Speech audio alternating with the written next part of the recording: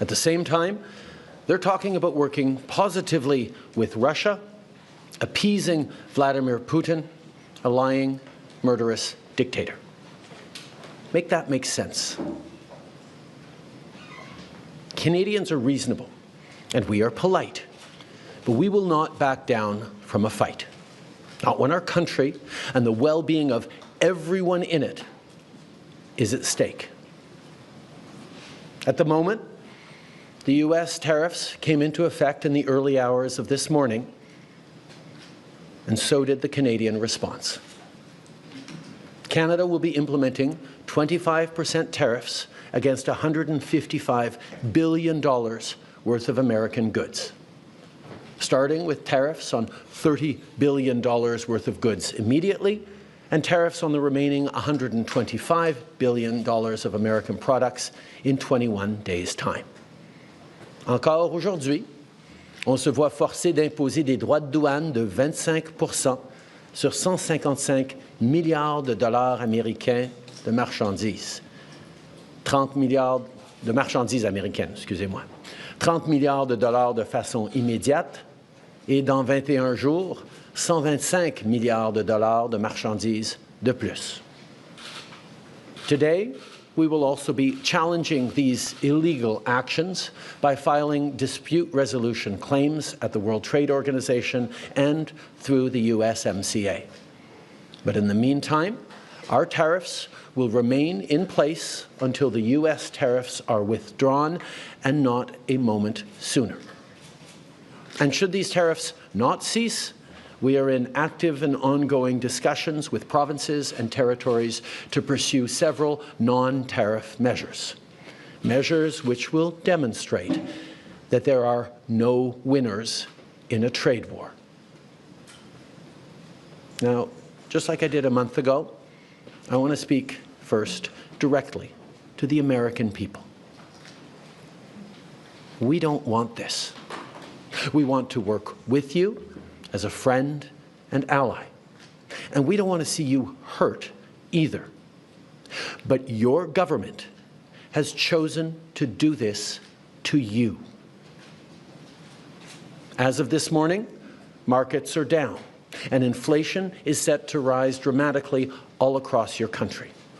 Your government has chosen to put American jobs at risk, at the thousands of workplaces that succeed because of materials from Canada or because of consumers in Canada, or both. They've chosen to raise costs for American consumers on everyday essential items like groceries and gas, on major purchases like cars and homes, and everything in between. They've chosen to harm American national security, impeding access to the abundant critical minerals, energy, building materials, and fertilizers that we have and that the United States needs to grow and prosper. They've chosen to launch a trade war that will, first and foremost, harm American families. They've chosen to sabotage their own agenda that was supposed to usher in a new golden age for the United States. And they've chosen to undermine the incredible work we've done together to tackle the scourge that is fentanyl, a drug that must be wiped from the face of the earth. So on that point, let me be crystal clear. There is absolutely no justification or need whatsoever for these tariffs today. Now, the legal pretext your government is using to bring in these tariffs is that Canada is apparently unwilling to help in the fight against illegal fentanyl. Well, that is totally false. Let's look at the facts. Our border is already safe and secure. Far less than 1% of fentanyl flows and less than 1% of illegal crossings into the United States comes from Canada. But we acted because we know we can always do better. We responded to concerns, including from the President, by implementing an ambitious $1.3 billion border plan. A border plan that includes generational investments in new AI and imaging tools to stop the flow of fentanyl in its tracks, stronger coordination and information sharing with American agencies, along with the deployment of drones, helicopters, and additional personnel to keep our border secure. Now, a month ago, as part of an agreement with the United States that paused the tariffs, we made further commitments. We appointed Kevin Brasseau as our fentanyl czar, a man who dedicated his multi-decade career in law enforcement to combating organized crime networks and drug trafficking. We designated 7 drug cartels, sick, evil groups who cynically profit off the pain and suffering of people on both sides of the border, as the terrorist organizations that they are. And just yesterday, we launched a new joint operations partnership supported by a $200 million investment between Canada's security and law enforcement agencies, a partnership that will enhance the coordination of information and intelligence in order to thwart criminal gangs involved in the illegal fentanyl trade. And critically, our actions are working. As the U.S. Customs and Border Protection just acknowledged, there was a 97% drop in fentanyl seizures from January compared to December, to a near zero low of less than half an ounce seized in January, even with all the further enforcements and actions we've taken at the borders. In sum, we stepped up.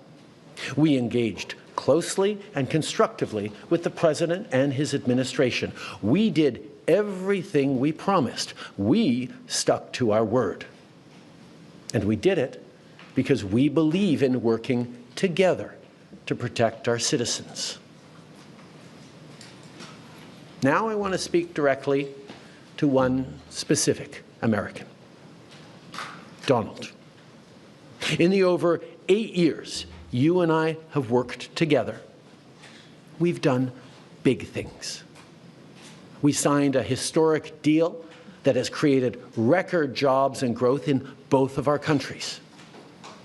We've done big things together on the world stage, as Canada and the US have done together for decades, for generations. And now we should be working together to ensure even greater prosperity for North Americans in a very uncertain and challenging world. Now, it's not in my habit to agree with the Wall Street Journal, but Donald, they point out that even though you're a very smart guy, this is a very dumb thing to do. We two friends fighting is exactly what our opponents around the world want to see. And now, to my fellow Canadians, I won't sugarcoat it. This is going to be tough, even though we're all going to pull together, because that's what we do. We will use every tool at our disposal so Canadian workers and businesses can weather this storm. From expanding EI benefits and making them more flexible to providing direct supports to businesses, we will be there as needed to help. But Canada, make no mistake, no matter how long this lasts, no matter what the cost, the federal government and other orders of government will be there for you. We will defend Canadian jobs. We will take measures to prevent predatory behavior that threatens Canadian companies because of the impacts of this trade war, leaving them open to takeovers. We will relentlessly fight to protect our economy. We will stand up for Canadians every single second of every single day, because this country is worth fighting for. Les derniers mois ont été stressants et honnêtement épuisant pour nous tous. Mais je crois qu'on peut être rassuré par l'incroyable solidarité dont on a tous été témoins entre nous. Solidarité entre nos entreprises, nos syndicats, notre société civile, les communautés autochtones et tous les Canadiens. L'ensemble de la société canadienne parle d'une seule voix pour qu'on se fasse entendre de nos partenaires américains, pour illustrer que l'imposition de droits de douane, c'est une très mauvaise idée. En même temps, on travaille à l'interne pour faire tomber les obstacles au commerce entre nos provinces et territoires. On travaille pour rejoindre de nouveaux marchés à travers le monde, pour bâtir une économie toujours plus forte et plus résiliente. Dans les dernières années, j'ai eu plusieurs occasions de discuter avec des leaders du monde entier. Mon message est toujours le même. Le Canada est un partenaire fiable et notre porte est grande ouverte. Dans les dernières semaines, on a aussi redoublé d'efforts pour renforcer nos liens avec le Mexique, qui a lui aussi été frappé par ces tarifs. Ensemble, on va chercher de nouvelles façons de collaborer et de s'appuyer l'un sur l'autre pour faire face à cette menace. Face à l'incertitude, face à l'inquiétude, les Canadiens ont fait preuve de tellement de solidarité. Je vous ai vu partager des listes de produits canadiens pour aider vos proches à appuyer les entreprises d'ici. Je vous ai vu changer vos plans de vacances et opter pour des magnifiques destinations touristiques qu'on a ici chez nous, au Canada. Je vous ai vu redoubler d'efforts pour soutenir nos petites entreprises et nos travailleurs. Je vous ai vu vous porter à la défense de notre culture et la faire rayonner. Je vous ai vu encourager nos athlètes avec une ferveur sans précédent. Moi qui croyais que je ne pouvais pas être plus fier de notre pays et de mes compatriotes.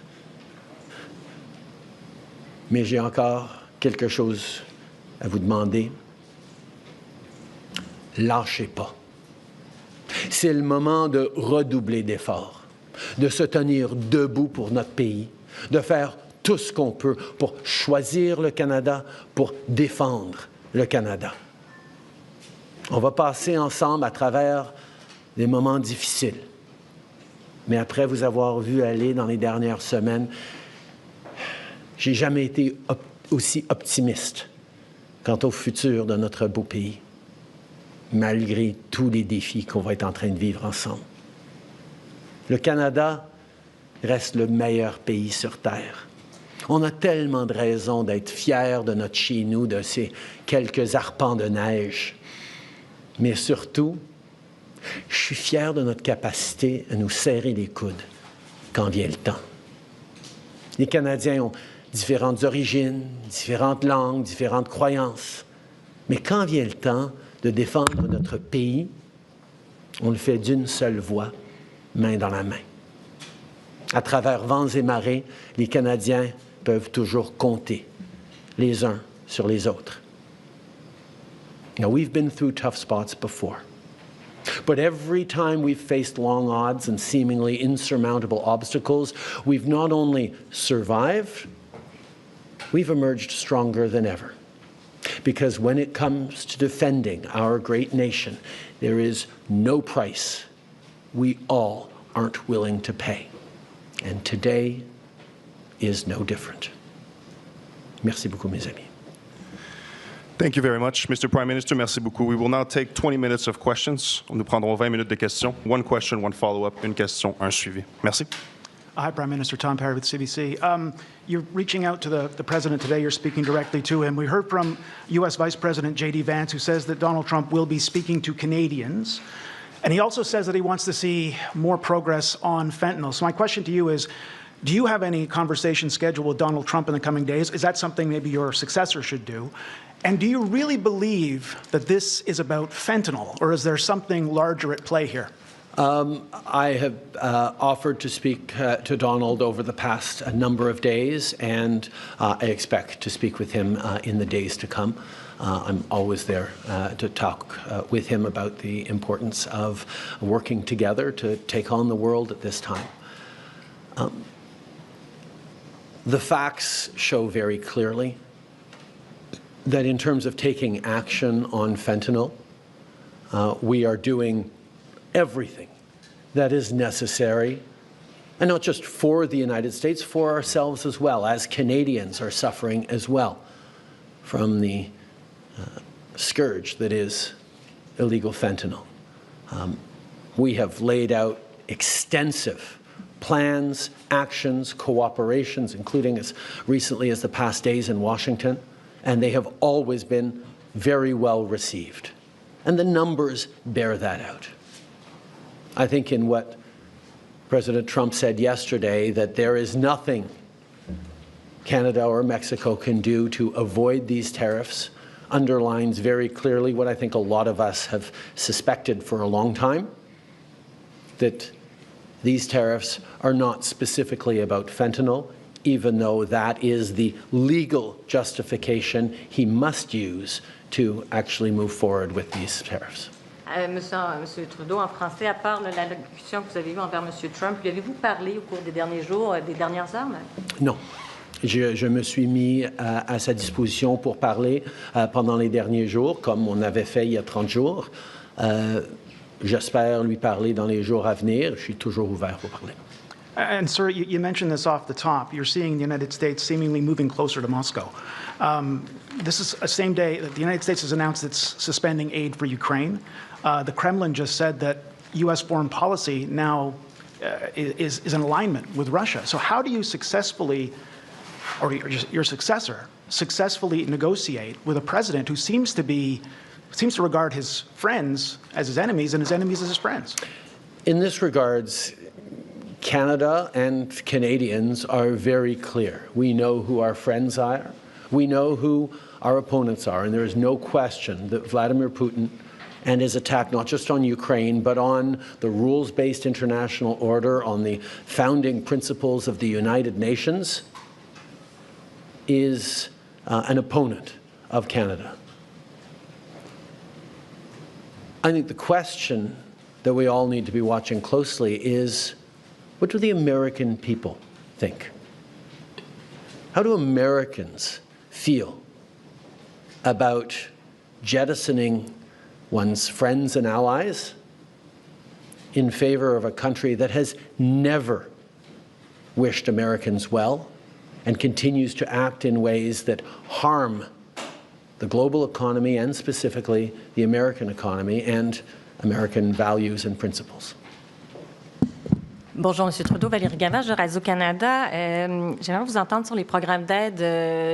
Au Québec, on parle de 160 000 emplois qui pourraient être perdus. M. Ford a dit ce matin, dans 8 à 10 jours, il y aura des mises à pied dans les usines d'auto. Est-ce qu'il y a quelque chose sur la table aujourd'hui qui peut être annoncé pour les Canadiens, ne serait-ce que de limiter le délai pour avoir accès à l'assurance-emploi? Il y a des choses qu'on va regarder immédiatement sur l'assurance-emploi, mais je veux rappeler aux gens que notre but, c'est pas de trouver des façons pour que les Canadiens puissent passer à travers de ces moments difficiles, c'est d'empêcher ces moments difficiles de durer plus que le temps minimum nécessaire. Si on peut faire enlever ces tarifs demain, c'est ce qu'on va essayer de faire. Notre priorité, c'est de mettre fin à cette guerre économique. Et le fait que des Américains, dès aujourd'hui, font faire face à des mises à pied, vont faire face à des problèmes au niveau de leurs produits de consommation, va nous aider à mettre fin à ces défis le plus rapidement possible. Mais effectivement, on est en train de regarder toutes sortes de choses que nous pourrons faire si effectivement ces tarifs durent plus longtemps qu'une journée ou deux, même avec des actions quasiment immédiates sur l'assurance-emploi qu'on va regarder aujourd'hui même. In English, please. I think the thing to remember first and foremost, as we reflect on the impacts on Canadian workers and Canadian jobs and businesses, is that, first of all, there will be similar impacts on Americans losing their jobs, American families paying more for basic goods that they rely on at a time where times are tight everywhere. But our focus has to be on getting these tariffs lifted as quickly as possible. What can we do in the coming days is our focus to make sure that these tariffs don't last a second longer than necessary. So we will be looking at, including looking in the coming day at things we can do around adjusting EI to support people through this difficult time. But our priority has to be not on figuring out how to manage through these tariffs over the coming days and weeks and months, but on doing everything we can to get them lifted and put an end to this unjustified trade war that hurts American families and Canadian families. On a l'impression que vous n'avez plus beaucoup de cartes dans votre jeu. Est-ce que de devancer la renégociation de la CEUM fait partie des plans actuellement plus que jamais? Actuellement, dans les conversations avec le président, c'est pas très clair ce qu'il veut exactement. Ou peut-être la seule clarté, c'est ce qu'il a dit à multiples reprises, que son but, c'est de faire écrouler l'économie canadienne pour ensuite pouvoir parler d'annexation. C'est ce qu'il veut. Alors, je ne sais pas quelle négociation on pourrait entamer actuellement pour éviter, pour lui convaincre que ce n'est pas ça son but. Notre réponse aujourd'hui est ancrée dans le fait de démontrer à quel point nos économies sont interreliées. Et si on crée des barrières entre nos économies, les familles des deux côtés de la frontière vont souffrir. Pour démontrer qu'on devrait être en train de faire des choses ensemble. Et pendant qu'il fait le choix de vouloir ruiner l'économie canadienne, je ne sais pas si devancer des négociations dans une situation de si mauvaise foi dans laquelle on se trouve maintenant, où il amène des tarifs sans aucune justification factuelle aujourd'hui, je ne sais pas si d'ouvrir les négociations, on serait toujours ouvert à le faire s'il le voulait, mais ce n'est pas un enjeu dont il a parlé pour le présent. I'm just trying to remember. What was that? Cosma, that's right. I think in terms of what he wants, I heard he talked about banking again this morning in a tweet, which doesn't make any sense because American banks, there's about 16 American banks currently active in Canada holding about $113 billion worth of assets in this country. So the American banks are alive and well and prospering in Canada. It's an example of not really being able to see what it is that he wants, because even the excuse that he's giving for these Paris tariffs today of fentanyl is completely bogus, completely unjustified, completely false. So we actually have to fold back on the one thing he has said repeatedly, that what he wants is to see a total collapse of the Canadian economy, because that'll make it easier to annex us, is the second half of his thought. Now, first of all, that's never going to happen. We will never be the 51st state. But yeah, he can do damage to the Canadian economy, and he's started this morning. But he is rapidly going to find out, as American families are going to find out, that that's going to hurt people on both sides of the border. Americans will lose jobs. Americans will be paying more for groceries, for gas, for cars, for homes, because we have always done best when we work together. So we are, of course, open to starting negotiations on the customer review, but let us not fool ourselves about what he seems to be wanting. And I will admit, I have been holding out hope that these tariffs were just a clever negotiating ploy that would have the impact that they're having now without even bringing them in over the past weeks, as we've seen order books dry up for Canadian companies from American customers, as we've seen expansion plans in Canada put on hold, as we've seen people choosing to invest in the United States over the past weeks because of the threat of tariffs. But now that he's moved forward with tariffs, we're going to see the real impact of a trade war between our two countries. And that impact will be to hurt American families. Prime Minister Tonda McCharles with the Toronto Star. I hope you can be as specific as possible for a number of these points. Everybody's looking to what actually you're going to do. In your statement last night, you referenced non-tariff measures, and I want to know exactly what you're prepared to contemplate there. And given that your likely successors, both Carney and Poilievre, have said it should be dollar-for-dollar retaliatory tariffs, that's on $600 billion worth of American imports. If you were to do that, is that on or off the table? I will be sitting down, as I have every week for the past many, many weeks, with the premiers this afternoon to talk about our individual, combined, and collective response to this. As we've put on the table, the federal government has $155 billion worth of tariffs that we can move forward with immediately, and that we will be moving forward with both now and 21 days from now to give Canadian companies time to adjust their supply chains to not be overly impacted by this. But there are many other things that have been surfaced by different premiers in different approaches that we can look at. One, for example, is around purchasing and around suppliers and around contracts, whether it's municipal, provincial, or federal, with American companies.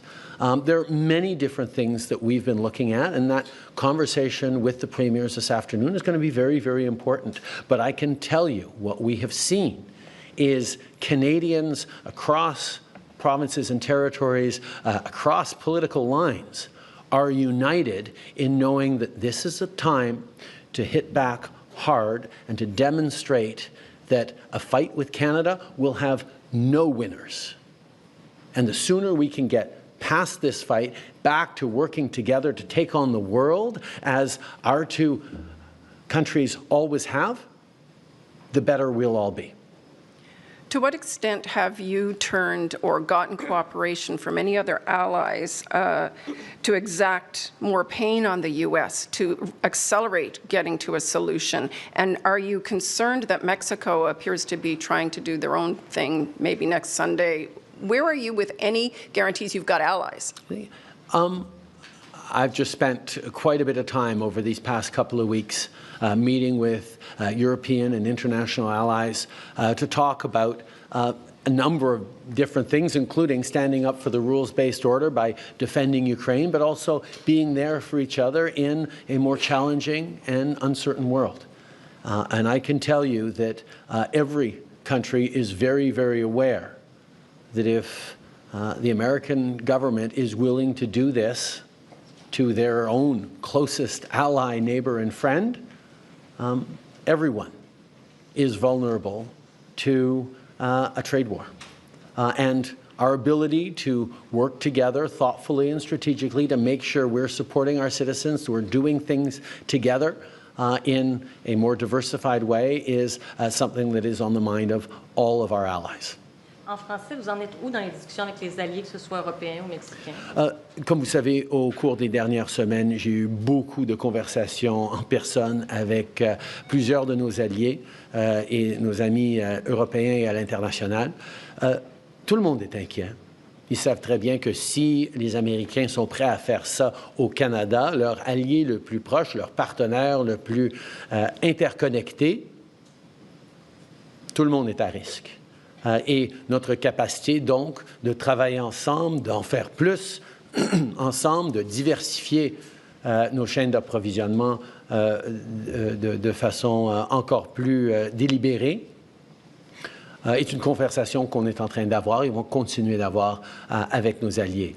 Avec nos partenaires mexicains, on continue à être en contact étroit avec eux et on va continuer de regarder comment on peut faire des choses ensemble, comme j'ai dit, pour ne pas souffrir plus que nécessaire avec ces actions américaines. Thanks. Hi, Prime Minister. Rachel Haynes from CTV National News. As we know, the Liberal Party is going to be picking a new leader over the weekend. But when is it going to be your last official day as Prime Minister? That will be up to a conversation between the new leader and myself to figure out how long a transition is needed. It should happen reasonably quickly, but there's a lot of things to do in a transition like this, particularly at this complicated time in the world. Ma dernière journée sera déterminée une fois que le nouveau chef du Parti libéral sera choisi. C'est une conversation sur combien de temps vont être nécessaires pour la transition. Il y a énormément d'éléments à considérer, mais je sais qu'on veut faire ça assez rapidement. Thanks. So it sounds like it won't be immediately on March 9th or March 10th. So it sounds like you'll probably still have some time remaining to put in some more actions on this. Is one of those things that you're considering going to be taxing oil, gas, and potash exports, even if premiers don't consent to that? As I said, the most important thing we're facing, as I've said, the most important thing we can do is ensure that Canadians remain united. That's why whatever response, individually or collectively, we do across the country, we have to make sure that no single part of the country is carrying a greater burden or suffering any more than everyone else. This is going to be tough for all of us, but we need to be pulling and holding Canadians together every step of the way. And that's the conversation I'm going to be having with the premiers this afternoon in our now weekly meetings. There will be many different ideas we discuss, but the most important thing, more important than doing specific or effective pressure points on the United States, is keeping Canadians united together. As we go through the pain that these American tariffs will inflict on our economy, on our workplaces, on Canadian families, we will be able to say this is happening to us by the decisions of a different government. As American families suffer the impact of these tariffs, of this trade war with Canada, they will be saying this is happening because our own government is choosing to do it to us.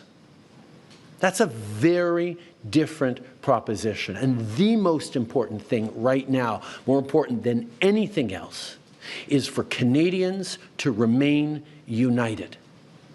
And that's why all premiers will be focused on things that make sure Canadians don't get divided amongst ourselves. This is a time for us to pull together because the Americans will be having very real and very challenging debates and discussions about these actions.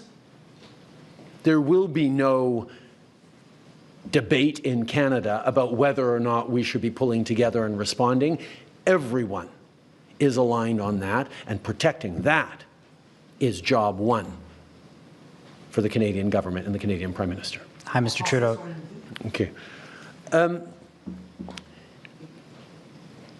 Évidemment, il y a différentes choses que différentes provinces ou secteurs peuvent faire pour appliquer de la pression sur les États-Unis. Et il y a plusieurs idées qui ont été mises sur la table, mais je veux être extrêmement clair que ce ne sera pas le fait qu'il y a une région ou une industrie au Canada qui souffrira ou qui portera un plus large fardeau que d'autres. On doit être équitable dans notre réponse et dans nos appuis. Parce que la chose la plus importante dans toute cette affaire, c'est que les Canadiens restent unis. Et c'est de ça que je parlais avec les premiers ministres des provinces et territoires cet après-midi, que l'unité de mission et de courage et de détermination dont les Canadiens vont faire preuve dans les jours et semaines à venir va être notre arme la plus effective. Parce que les familles canadiennes qui vont faire face à des impacts négatifs à cause de ces tarifs vont être en train de dire « Mais nous, on va se tenir ensemble en tant que Canadiens parce que c'est un autre pays qui nous est en train de faire cela. Et nous, on va tenir bon, puis on va réussir à passer à travers. » Les familles américaines qui vont voir des pertes d'emploi, qui vont voir des augmentations de prix à cause de ces tarifs, eux, ils vont devoir se dire « C'est à cause de notre propre gouvernement qu'on est en train de souffrir maintenant. » Et ça va amener des conversations extrêmement difficiles entre Américains sur le pourquoi de cette guerre commerciale injustifiée. We will take one last question and follow up. Thank you. Hi, Mr. Tudor. Mackenzie Gray with Global. You mentioned the markets earlier. Someone who knows a thing about them, Warren Buffett, came out and said that these tariffs could be viewed as an act of war. Does the Canadian government believe these tariffs from Donald Trump is an act of war from the U.S.?